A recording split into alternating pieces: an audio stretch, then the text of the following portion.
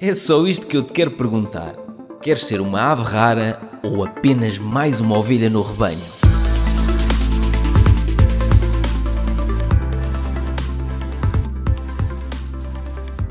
Vamos voltar atrás no tempo ao meu dia de anos, no dia 21 de julho de 2009. Fazia 31 anos e lembro-me da sensação nessa altura. Pensei, eu estou com 31 anos, estou a trabalhar para outros há 8 anos, estou farto de trabalhar para outros e em instituições que não me valorizam. E eu, na altura, sentia que, não sei se era um bocado para contrariar aquilo que me diziam que Nós só tínhamos o valor que tínhamos no mercado porque estávamos inseridos numa instituição pública, não sei o quê.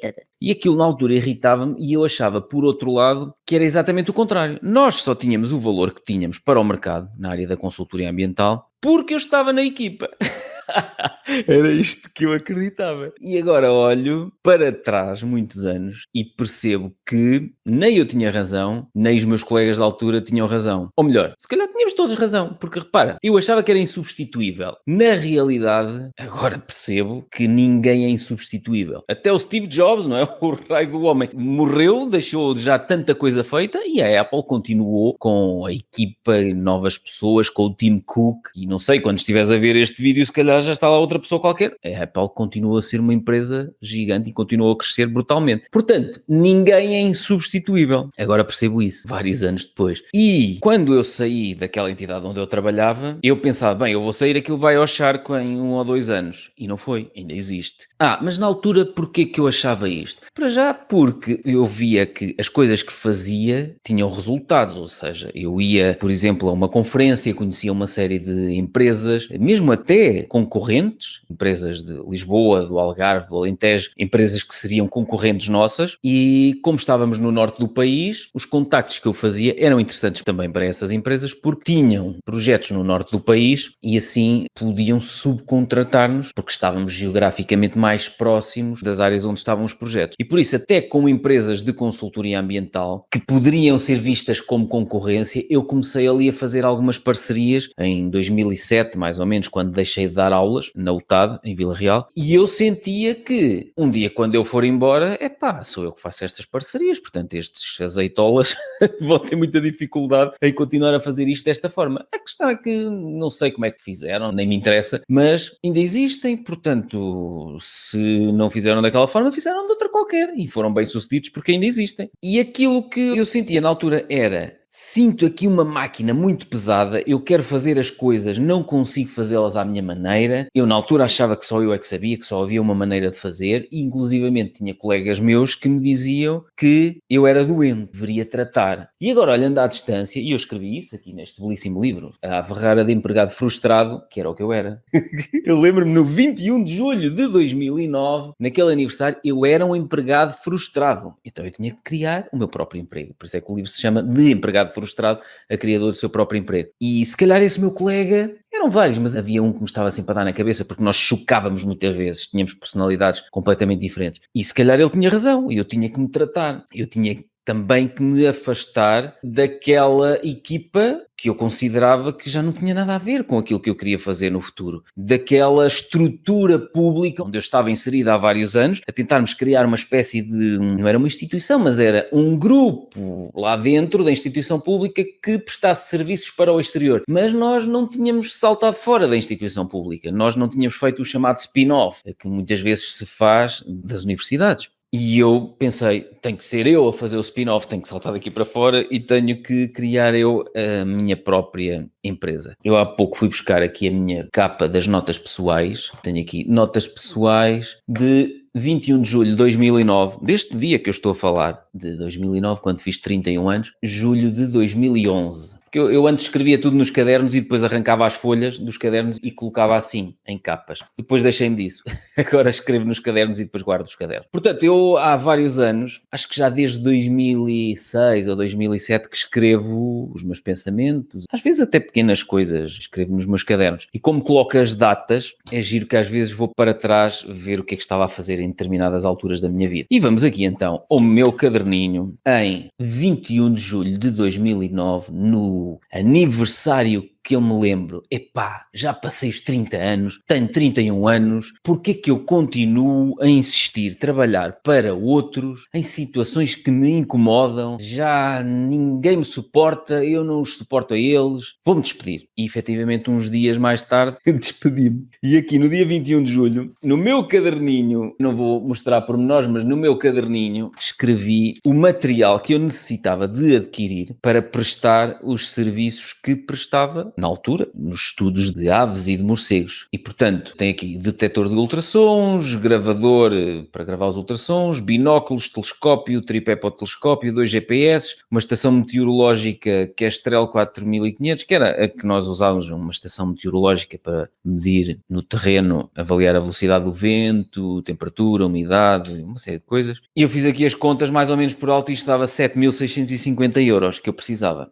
E eu não tinha dinheiro. Então eu pensei, bem, como é que eu vou fazer isto? Pus-me aqui a fazer levantamentos de projetos, potencialmente projetos onde eu poderia, pessoas que eu conhecia associadas a estes projetos, e quais é que poderiam ser os primeiros projetos da minha empresa de consultoria ambiental. E já agora deixa-me dar aqui uma olhadela. Nenhum destes projetos ficou com a minha empresa de consultoria ambiental. Portanto, eu achei que ia ser relativamente fácil criar a empresa de consultoria ambiental, porque, como eu já disse anteriormente, eu já tinha conhecido uma série de donos de parques eólicos e eu sabia que eles iam criar novos projetos, tinha aqui até uma lista de pessoas a contactar e a questão é que tudo isto que eu fiz aqui, todas estas estimativas de quanto é que eu iria precisar, que projetos é que poderiam ser os projetos, dar o empurrão, pontapé de saída para a minha empresa de consultoria ambiental, isto saiu-me tudo aqui ao lado. E depois comecei a pensar, como é que eu vou buscar dinheiro para abrir a empresa? Porque nessa altura o capital social mínimo para abrir uma sociedade unipessoal, que era a sociedade que eu criei para a minha empresa de consultoria ambiental, Noctula Consultores e Ambiente, na altura não tinha este site tão bonito, calma, mas andei aqui a ver uma série de opções, como é que eu ia buscar dinheiro, fui bater à porta dos bancos, que até tenho aqui, é giro porque eu aponto isto tudo. Eu tenho aqui no meu caderno as tentativas que fiz de negociação com o banco Caixa Galícia, nem sei se isto ainda existe. Caixa Galícia, depois fiz com a Caixa Geral de Depósitos, fiz com o Santander e lembro-me que, não vou dizer nomes, numa entidade bancária, quando eu fui lá, eu na altura usava calças rotas, adorava andar de calças de ganga e rotas. Pronto. E comecei a telefonar para as entidades bancárias, a ver quem é que me emprestava dinheiro, e eu pensei, bem, isto facilmente vou arranjar aqui 10 mil euros, ou o que seja, para ter 5 mil euros de capital social e usar isso e um bocadinho mais para comprar aquele primeiro material que eu necessito. Mas eu estava tão farto da vida que tinha e farto de trabalhar naquela entidade e com aquelas pessoas, que a primeira coisa que eu fiz quando me despedi nem foi ir bater às portas dos bancos. Eu despedi-me e fui de férias durante uma semana ou 15 dias, já nem sei. Então fui de férias e quando voltei de férias comecei aqui a fazer uma listagem no meu caderninho, contactar esta pessoa, falar com não sei quem, questões para o José Paiva, que era o meu, na altura chamava-se técnico oficial de contas, depois passou a contabilista certificado. Ele já era o meu contabilista, porque eu estava na altura enquadrado em recibos verdes e já estava em regime de IVA, e portanto eu tinha que ter contabilidade organizada, e então eu tinha aqui já as perguntinhas todas, 5 de agosto de 2009. Tinha aqui as perguntas todas que eu necessitava de fazer ao contabilista. Porque eu gosto de fazer estas coisas, gosto de preparar quando vou ter uma conversa para tirar dúvidas com alguém, eu gosto de ter pelo menos as dúvidas todas que eu possa ter já elencadas aqui nos meus cadernos. Então, na altura eu não percebia nada, nada. E tenho aqui perguntas como: capital social serve para comprar material? Pá, eu não percebia nada disto. Então tenho aqui as dúvidas todas, qual era o mínimo, e eu perguntei-lhe o que é que ele me sugeria, se eu devia fazer um crédito pessoal, se devia tentar já um crédito com a empresa, e ele disse-me para começar a fazer uma aproximação aos bancos e bater porta a porta aos bancos a ver quem é que me podia emprestar dinheiro. E foi muito engraçado porque, na altura, numa das entidades bancárias, eu entrei lá de calças de ganga todas rotas, e numa das entidades bancárias, o senhor que me atendeu, eu expliquei-lhe tudo, que trabalhava já há vários anos na área da consultoria ambiental, e ele disse-me algo deste género. Espera lá, deixe-me ver se eu percebi bem. Então você está a dizer-me que estava a recibos verdes, mas despediu-se e que neste momento não tem emprego nenhum, vai criar uma empresa, ainda não tem projetos adjudicados e quer que o banco lhe empreste 10 ou 20 mil euros. Então e quem é que nos garante que você vai conseguir pagar as prestações do empréstimo? Se você não tem emprego, não tem dinheiro neste momento, não tem fontes de rendimento. E eu disse, não, calma, que eu já tenho aqui uma série de previsões, de projetos. Há previsões lindas de projetos que nunca chegaram. E ele na altura disse, Pois, mas as previsões são muito bonitas, mas não me garantem nada. bem, aquilo foi uma chapada tão grande para mim que eu decidi que nunca mais ia trabalhar com aquele banco. Porque se não me estavam a apoiar naquela fase em que eu mais necessitava, e eu disse isto mais tarde com a Caixa Geral de Depósitos, um banco, ainda tenho uma das contas da empresa, ainda é Caixa Geral de Depósitos. Não é que esteja muito satisfeito, já posso dizer aqui abertamente, mas eu disse-lhes, e valorizando aqui a Caixa Geral de Depósitos, que foi o único banco que acreditou em mim em 2009, eu disse-lhes na altura, depois de não sei quantas negociações que estavam super difíceis, eu disse, ou me apoiam agora e acreditam em mim agora, ou esqueçam que eu quando tiver dinheiro não vou precisar de vocês para nada e o dinheiro que eu tiver não o vou pôr aqui, há de ir para outro banco qualquer. E na altura a gerente distrital disse-me assim, Não diga isso, você vai precisar sempre dos bancos. não. Aí está, uma das coisas que eu disse nos meus 30 anos, ou 31 anos, e que se mantém até hoje. Eu prefiro que seja mais lento o crescimento do que depender da banca. Mas já vamos mais à frente perceber de onde é que vem esse meu trauma com a banca, com os empréstimos e com todas as coisas que podem correr mal e que depois temos os cães raivosos em cima de nós a pedir o dinheiro e a penhorar o que for preciso. Mas vamos lá chegar mais tarde. Deixa-me olhar já agora aqui, 5 de agosto, eu fazia aqui as continhas todas. Por mês, compromisso, IRS, Segurança Social, vencimentos, leasing, gasóleo, leasing ou renting, eu estava a ver como é que ia fazer. Reunião com o doutor não sei quê, FNAC do Norte Shopping, 7 de agosto de 2009. Espetáculo. Outra das reuniões que tal, a pessoa recebeu-me de braços abertos, mas como se costuma dizer, só me recebeu de braços abertos. Acabou por nunca fechar e nunca dar o abraço, porque este projeto que está aqui, que eu fui falar com ele na FNAC do Norte Shopping, 7 de agosto de 2009, não aconteceu nada.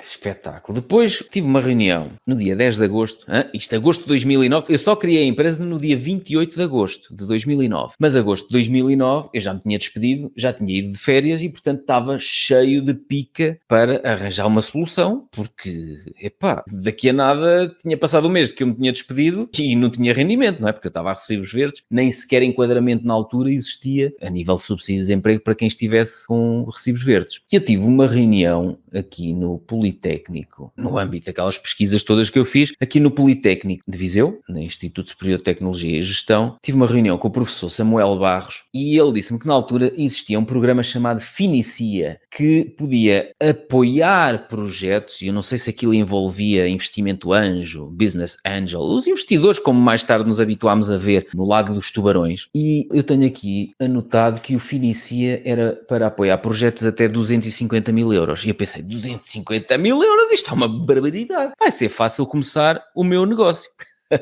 Era mesmo. Pronto, temos que mostrar a parte inovadora e não sei o quê. E qual era a parte inovadora que eu queria mostrar? Eu em 2005 tinha feito um mestrado na área da modelação matemática, muito associado às alterações climáticas, fenómenos extremos. Eu tinha desenvolvido uma série de modelos matemáticos para estimar uma série de alterações numa cadeia trófica no estuário do Mondego. Desde a parte físico-química, invertebrados aquáticos, não envolvia peixes, acho eu, e depois tinha aves limícolas. Não vou estar aqui a entrar em pormenores. E eu na altura pensei, ok, parte de inovação, vou juntar a parte da modelação à parte do ambiente. Pronto, para não ser consultoria ambiental, prestação de serviço apenas, alguém há de pagar esta questão da modelação. E ainda me lembro que fomos apresentar com o professor Samuel Barros à Universidade de Aveiro, fui apresentar a ideia de qual é que era a grande inovação que eu estava a pensar, não sei o quê. E eu lembro-me que um dos investidores interrompeu-me e disse assim... Então, mas já tem algum plano de negócio para essa sua ideia? Eu nem sabia o que era um plano de negócio nessa altura. E o professor Samuel Barros viu-me um bocado atrapalhado e disse, isto é uma startup, ainda é uma ideia tal que ele queria transpor do mestrado dele para a prestação de serviços na área da consultoria ambiental, que ele tem experiência, pel. Correu muito bem, mas não deu em nada. Pronto, ninguém quis apoiar aquela minha ideia inovadora. E depois, 11 de agosto, olha para isto, eu estava aqui super mexido. 11 de agosto fui a AIRD, Associação Empresarial da Região Centro, no Parque Industrial, agora acho que já é noutro sítio, pedir o certificado de admissibilidade da minha empresa, que era para criar a empresa uns dias mais tarde. O que é o certificado de admissibilidade? Quando nós decidimos criar uma empresa, definimos um nome, mas esse nome tem ali determinadas regras. Não pode existir um nome igual ou com uma fonética muito parecida. Acho que se for em áreas totalmente diferentes pode ser, mas em áreas semelhantes não pode. Um bocado para proteger e para não haver empresas com o mesmo nome que fazem coisas completamente diferentes. Uns dias antes andava eu lá em casa, atrás da Lúcia Julião, na altura minha namorada, isto foi em 2009, portanto nós estávamos há um ano juntos, e estava louco, porque ia criar o meu próprio emprego e andava atrás dela a lançar nomes para o ar. Não sei como é que vou chamar a minha empresa, mas, olha, vou lançar nomes de, sei lá, como eu sou engenheiro florestal, aprendi ao longo do curso e depois durante os anos em que estive a trabalhar, nomes científicos em latim de árvores, arbustos, peixes, sei lá, plantinhas, tudo e mais alguma coisa. E então queria que o nome da empresa de consultoria ambiental fosse um nome, talvez um nome científico de uma planta ou de um animal. E eu até tenho aqui, na página 65 deste belíssimo livro, A Ave Rara de Empregado Frustrado, criador do seu próprio emprego, tenho aqui alguns dos nomes que eu comecei a verbalizar lá em casa. E ela andava a fazer arrumações lá em casa e disse-me mesmo, olha, vem atrás de mim, vai dizendo nomes, eu não posso estar parada só a olhar para ti e a ouvir-te. Não, está bem, vai fazendo o que tens a fazer, disse eu. E eu vou-te dizendo nomes. Então tenho aqui alguns dos nomes que eu disse, por exemplo, Catalpa bignonioides, que é o nome de uma árvore, Catalpa bignonioides, nome científico em latim. Pinea salix Pterospartum amanita, que é o nome de um cogumelo. Por aqui abaixo, Nyctalus, alguns dela fazia cada cara, e eu disse Noctula, e ela na altura, quando eu disse Noctula, ela disse... Epá, isso nem me soa nada mal. E eu disse, olha, o nome do morcego, raro em Portugal. Olha, isso nem é nada mal. E então decidi que o nome da minha empresa teria que ser Noctula. Então quando fui no dia 11 de agosto de 2009 pedir o certificado de admissibilidade, foi muito engraçado porque tínhamos que preencher uma folha, isto agora já se faz tudo online, mas na altura tinha que preencher uma folha e tinha que colocar 4 ou 6 nomes alternativos. Caso não pudesse ser aquele primeiro nome, a entidade passava à verificação do segundo nome, do terceiro, e eu na altura disse Noctula, só quero este. Então pus Noctula Ambiente, Noctula Modulação e Ambiente, Noctula... já não sei. E o homem disse... Não, isto é tudo igual. Tem que pôr aqui vários nomes diferentes. Não, mas eu não quero nomes diferentes. Só quero que a minha empresa se chame Noctula. E eu até conto aqui neste livro, belíssimo, este belíssimo livro, que ele na altura me sugeriu que, como sou de Viseu e a empresa ia ser registada em Viseu, na cidade de Viseu, que juntasse vis no início ou no fim. Algumas variantes, tipo Noctula, primeiro nome para que no certificado de admissibilidade pudessem verificar se podia ser ou não. Depois podia ser Vis Noctula ou Visonoctula. Noctula Vis. Epá, e eu disse, mas você quer que eu tenha vergonha? Porque, de facto, se andarmos pelas cidades, vemos muito facilmente nomes de empresas que são, ou no início ou no fim da palavra, são uma parte do nome da cidade. E em Viseu há os Vis ou qualquer coisa, os Visi tatatã, os Vis kkk, não sei o que, Vis, é tudo Vis e mais alguma coisa. Ou qualquer coisa Vis. E então eu disse, não quero nada disso, quero Noctula. Não, olha, pelo menos então vá aqui à lista de nomes pré-aprovados.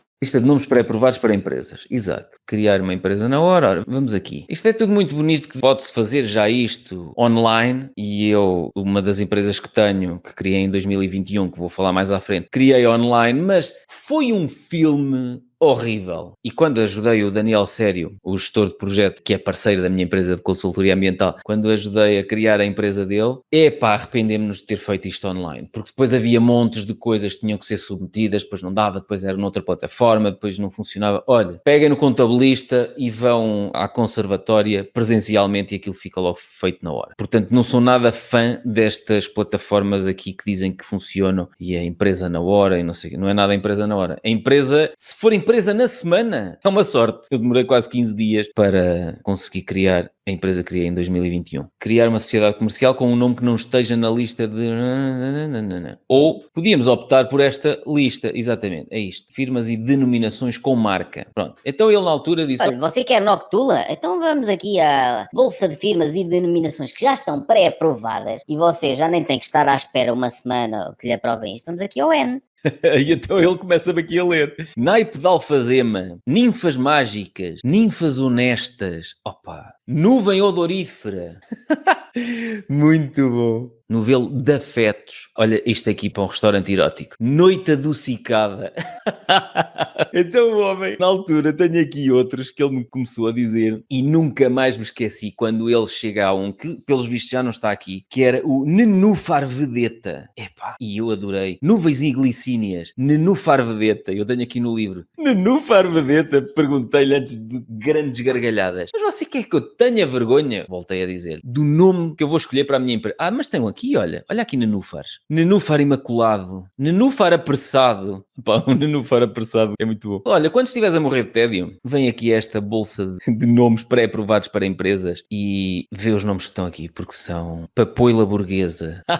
Muito bom. Pronto, conclusão. Eu disse, não, só quero Noctula e acabou. E ele disse, olha, você é que sabe. Pronto, se isto não for aprovado, daqui a uma semana tem que cá passar outra vez, pagar outra vez e começar o novo registro e esperar mais uma semana. Está bem, mas eu só quero Noctula. Já andei à procura na internet e não há nada com isso. Pronto, efetivamente não havia. Foi aprovado o nome da minha empresa de consultoria ambiental, Noctula, Sociedade Unipessoal Limitada. Sou o único sócio. Era uma sociedade unipessoal, como o próprio nome indica, único. Olha, muito bom. Caixa Galícia, tratatá. Olha, tenho aqui, no meu caderno, está aqui, no dia 18, eu não vou mostrar porque não quero revelar qual é o nome do banco e tenho aqui o nome do senhor com quem falei. Valor final, 30.000 euros a 5 anos, estação sempre igual, 639 euros por mês, 7.6 de juros. 7.6 de juros. Foi mesmo do género, toma lá, meu menino. E foi o senhor, não vou dizer o nome, não sou assim tão cruel. Agora, nunca mais trabalhei com este banco. E por acaso eu tinha uma conta neste banco, ainda da altura de estudante, e fechei essa conta. Depois, no dia 23, relembro que eu criei a empresa no dia 28, no dia 23 tenho aqui uma coisa belíssima, até vou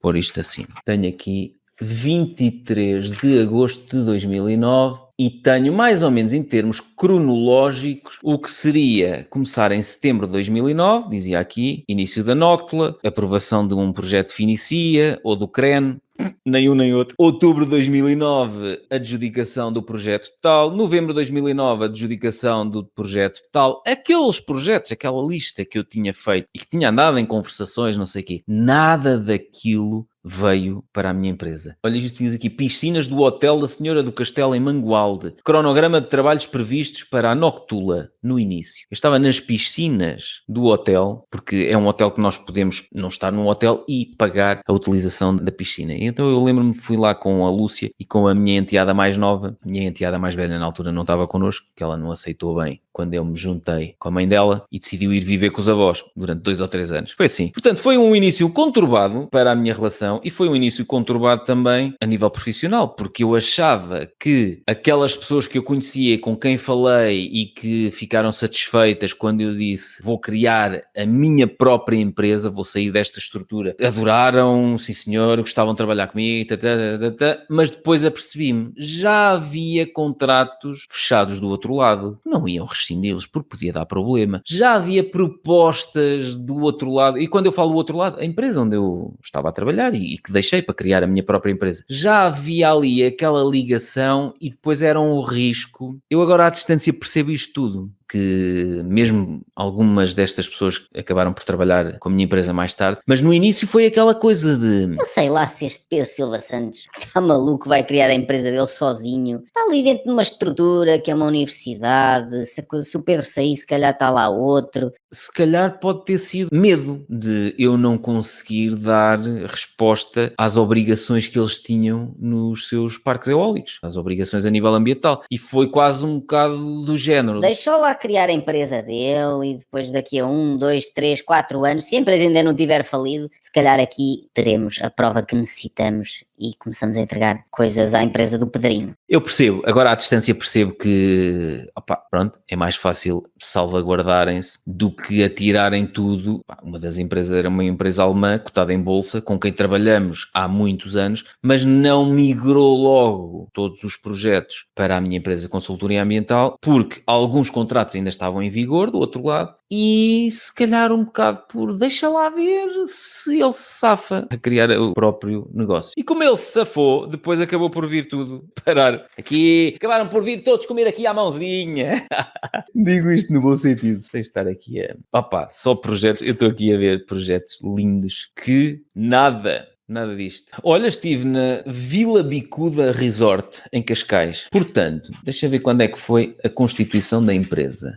E depois ainda fui a reunir com as Estradas de Portugal. Tenho aqui a prova que estive nas Estradas de Portugal, reunido no dia 9 de setembro de 2009, tinha criado a empresa há pouco tempo, e depois na altura eles disseram-me, olha, vamos passar-lhe aqui um papelinho para você poder passar a ponte 25 de Abril, para o outro lado, de volta para Lisboa. Olha aqui, autorização de passagem no acesso privativo da ponte 25 de Abril. Olha que lindo. E então tem a matrícula do meu carro, aqui em cima, e tem a data aqui em baixo. Pronto, e eu depois só tinha que mostrar isto, e é giro eu guardar estas coisas todas e juntá-las aqui no meu caderninho, nos meus caderninhos, porque mais tarde percebo que este esforço tão grande que eu fiz e que deu zero frutos, zero. Se eu não tivesse estas provas todas aqui registadas, eu até me podia esquecer que andei a tentar bater a não sei quantas portas e que a maior parte dessas portas não se abriram. E muitos deles, como eu disse há bocado, muitas das pessoas que me abriram as portas até abriram os braços, mas acabaram por não dar o abraço final, ou não fechar os braços. Isso levou-me mais tarde a perceber que eu tinha que arranjar uma forma de atrair atenção para a minha empresa de consultoria ambiental sem ter que andar de um lado para o outro, a ir à Almada, às Estradas de Portugal, a ir a Lisboa, não sei o quê, a ir a Cascais, a ir à FNAC no Norte Shopping, a encontrar-me com este, com aquele. Andava sempre de um lado para o outro, ainda por cima no início, que eu não tinha dinheiro, eu também não podia dar ao luxo de andar sempre de um lado para o outro porque o gasóleo não estava tão caro como está agora, mas os combustíveis custavam dinheiro, as portagens custavam dinheiro e a determinada altura eu comecei a ler livros que me ajudassem a perceber como é que eu ia conseguir atrair atenção para mim e para a minha empresa, sem ter que andar sempre numa corrida louca de um lado para o outro e a gastar dinheiro. A perspectiva era, eu estava a investir, não estava a gastar, mas efetivamente eu não estava a ter retorno nenhum. Portanto, aquilo acabava por ser um gasto. Investimento era se eu tivesse conseguido converter determinadas propostas que eu fiz em projetos. Aí era um investimento, mas acabou por ser só um gasto. Então, na altura, o que é que eu encontrei? Encontrei uma plataforma que eu pagava uma subscrição anual e ainda foi, mais uma vez, lá está. Se aquilo se convertesse em trabalhos que gerassem receita, lucro, tinha sido um investimento. A questão é que aquilo foi só um gasto, porque nunca consegui, em 12 meses, um único trabalho por ali. Era uma plataforma daquelas, eu não vou dizer o nome, mas pronto, vou dizer o tipo de plataforma que era e se estás a pensar subscrever algo parecido, pensa 2 vezes, não, pensa 10 vezes e avalia bem se de facto faz sentido esse tipo de investimento ou se pretendes fazer como eu fiz e vou mostrar mais à frente. Inscrevi-me naquela plataforma, pagava para aí 600 euros por ano e eu achava que aquilo era mágico porque eu não fazia nada, já não tinha que andar de um lado para o outro. Portanto, isto está a ter sido ali final de setembro de 2009 e início de outubro de 2009. O que é que acontecia? Naquela plataforma começavam a surgir trabalhos que empresas construtoras, que eu agora olho e digo assim, nem pensar prestar serviço a empresas construtoras. Empresas construtoras lançavam naquela plataforma, seja uma empreitada de construção ou reabilitação da Nacional, não sei o quê. Lembro-me de uma subconcessão de uma autoestrada, uma não, várias. Subconcessão porquê? Porque a concessão da autoestrada é da Infraestruturas de Portugal, não sei se quando estiveres a ver isto, entretanto, essa instituição já mudou de nome, não sei, mas depois a Infraestruturas de Portugal é que entrega isso à Ascendi, à Brisa, às subconcessionárias. E por isso se chama subconcessão do Douro Interior, subconcessão de não sei o que é litoral, papapá. Então eu pensei, bem, isto é mágico, eu não faço nada, não tenho que ir para lado nenhum e estão aqui a cair sempre pedidos de propostas para trabalhos gigantes.